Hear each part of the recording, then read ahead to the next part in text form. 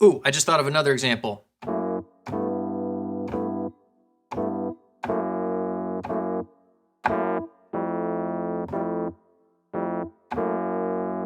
Or how about?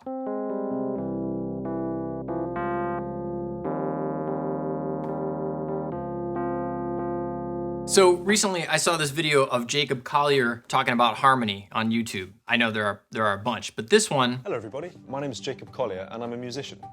I've been challenged today to explain one simple concept in 5 levels of increasing complexity.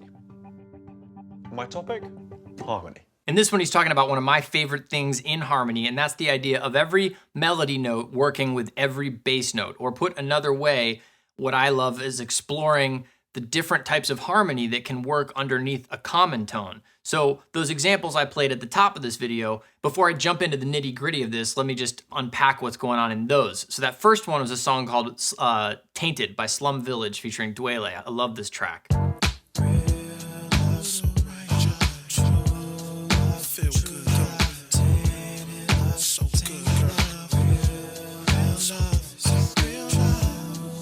And what you've got going on in there is a melody note of E with a chord G, so a G major 6 chord.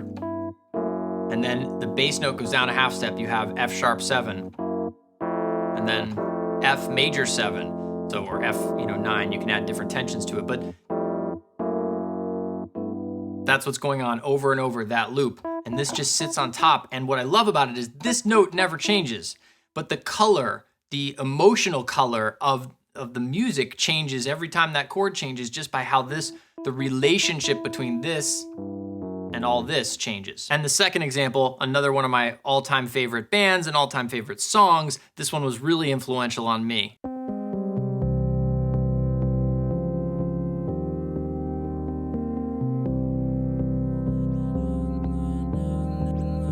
Radiohead, Everything in Its Right Place from Kid A. This is one of those songs when I first heard it, I said, what is that? I have to know what that is.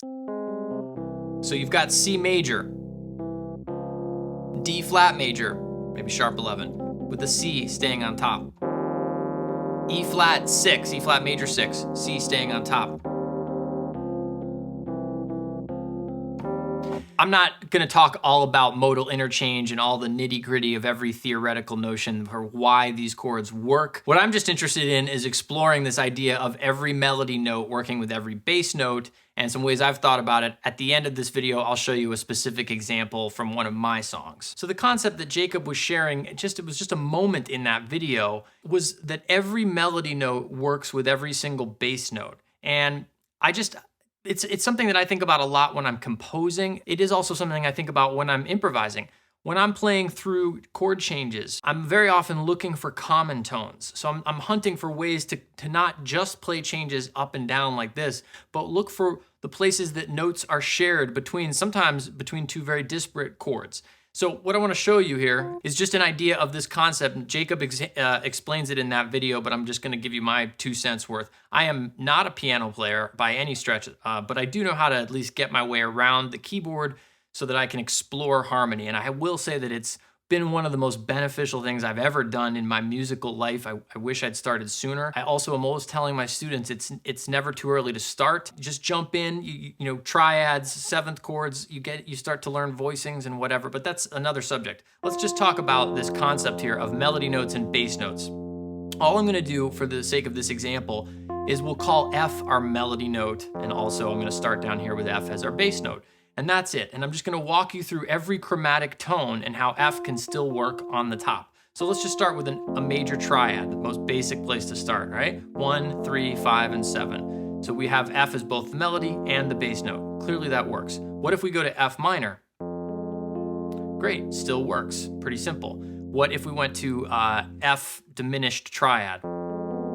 Yep, still works there. What if we went to F half diminished 7th chord, or minor 7 flat 5? Yep, still works there. See where I'm going with this? F fully diminished. Yep, that also works. Now let's go into some other things. F is the root of the F triad, but what a triad has 3 notes, right? By definition. So what chord rather is F the 3rd of? Well, that would be D flat. Okay, so what if we spell a D flat chord, but we invert it? First inversion, we keep the F and the bass. We we get this. Okay, interesting sound. What chord is F the fifth of? B flat. So let's try that. B flat chord over its fifth. Great. What about B flat minor? Does that work? Yep, that works also. So we've still kept F at the top and at the bottom. Now, I'm not going to cover every possible thing here, but you can see already we haven't left F on the bass, and we've still come up with a half dozen or more possibilities where this works. So I guess one way to think about it as an improviser is all those chords that I just named, right? You might encounter any one of those chords in all sorts of different situations, and this F is a common tone amongst all of them. Now let's move up to F sharp, or this video, I gotta step it up or this video is gonna be an hour long. F sharp to F, or G flat to F. The most common thing I notice would be an F sharp major chord. So we add the third. Okay, there's an F sharp major. Okay, there we have the third and the seventh. What if you add the sharp 11? Great, sounds wonderful. And you can add the ninth up here too. All right, so F with F sharp works great. Also, if we had F sharp minor major 7, that works, right?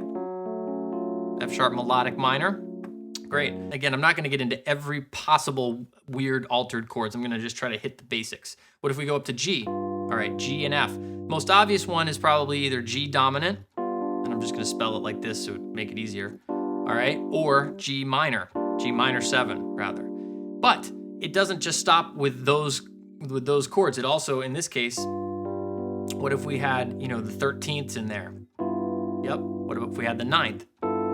Great. What if we made those, instead of a natural 9, we had a flat 9? So now we have G7, and I said I'd keep this up here, but all I did was drop it an octave. Now we have G7, flat 9 with a natural 13.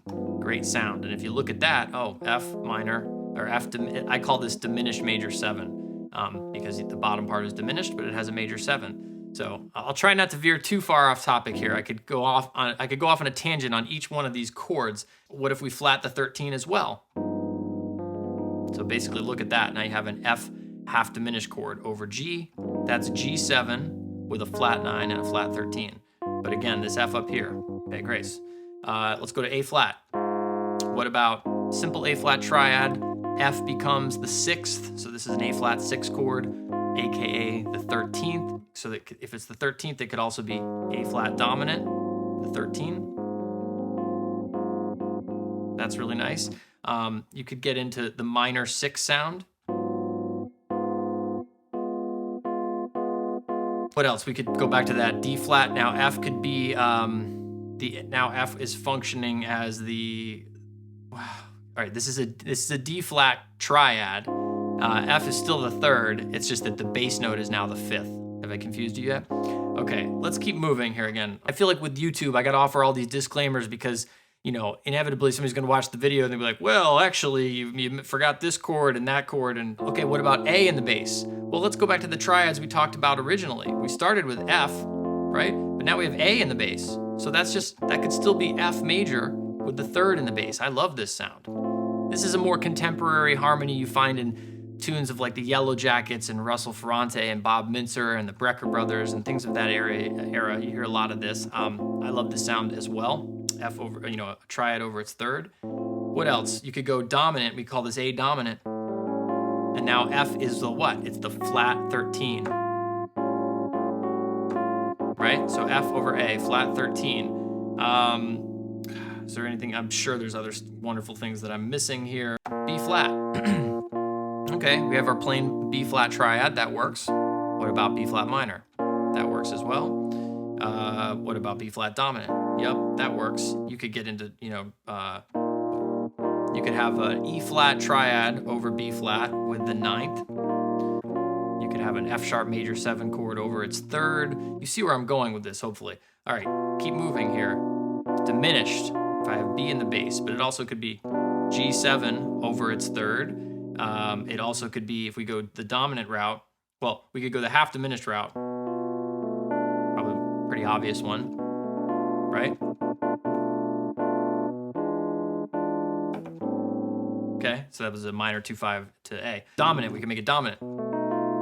Now F becomes the what? It becomes the sharp 11. There's the 11. We sharp it to give it so it's a whole step above a chord tone, thus making it an available tension. All right, so we have that sound. Now, C, this obviously it's the sus because it's the fourth. So on a major chord, we sus it because otherwise it's a half step above the third, and that generally is a rub we want to avoid. I say generally because of course there are exceptions, but we could just turn this into a simple sus chord.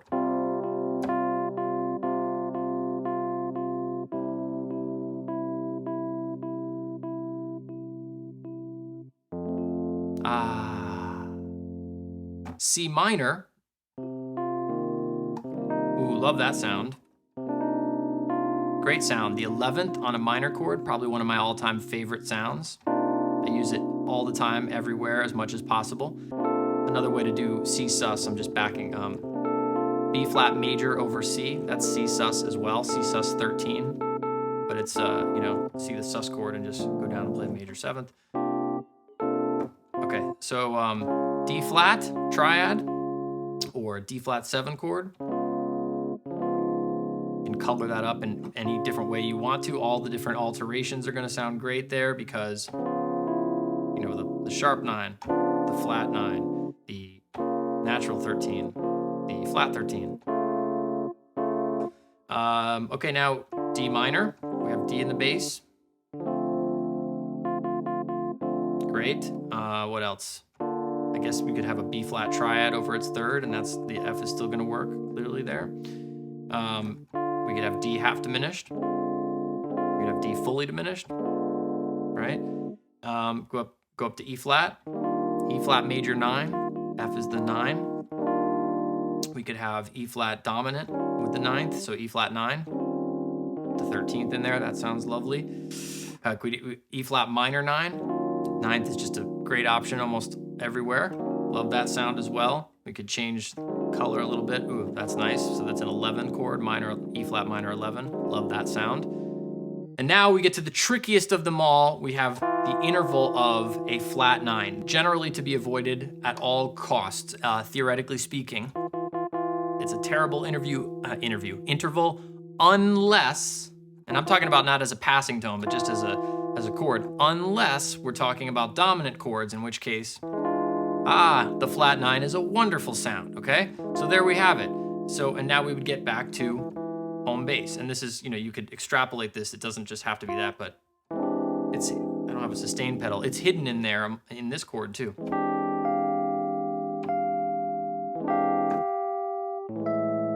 Anyway, and now we're back to where we started. So there you have it. Every single bass note chromatically underneath any other note works, the melody and the bass note. What's the takeaway here? Number one, it's never too early to get started just goofing around at the piano. I highly recommend Jamie Aebersold's Volume 3, the 2-5-1 progression. Not even for the exercises, which are fine, the play along, but there's a little booklet in there of piano voicings in 2 different inversions for major 2-5s in all 12 keys and minor 2-5s in all 12 keys.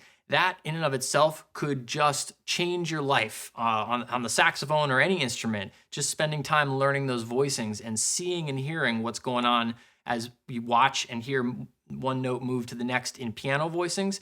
I mean, what that could do for your playing as a single note instrument, I can't even begin to tell you.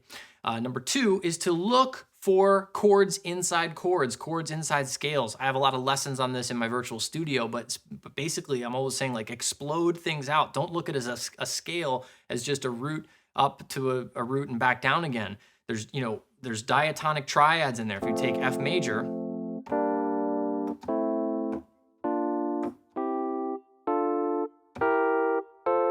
and doing that on the saxophone or whatever your instrument is, and the same with 7th chords.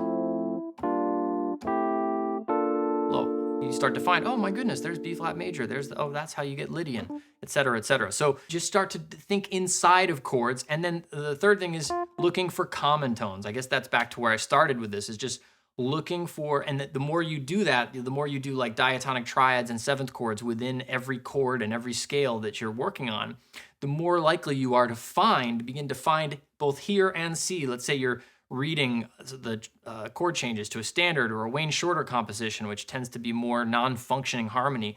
it's all about looking for those common tones that help you connect things so that you're not constantly running up and down just from root to top and back again. So yeah, there it is.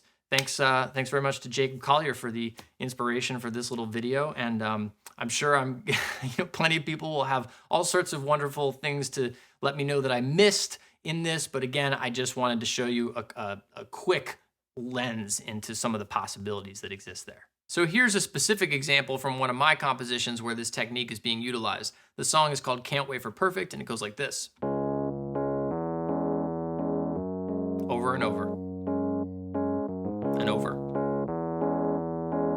I won't play the whole thing, but basically these two notes are staying constant, all right, while the bass moves underneath it. And when we get to the bridge, that's where you really get the chromatic bass movement. The bridge goes like this.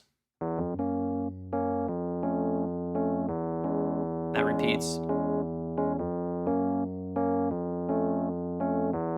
One more time. And it keeps going.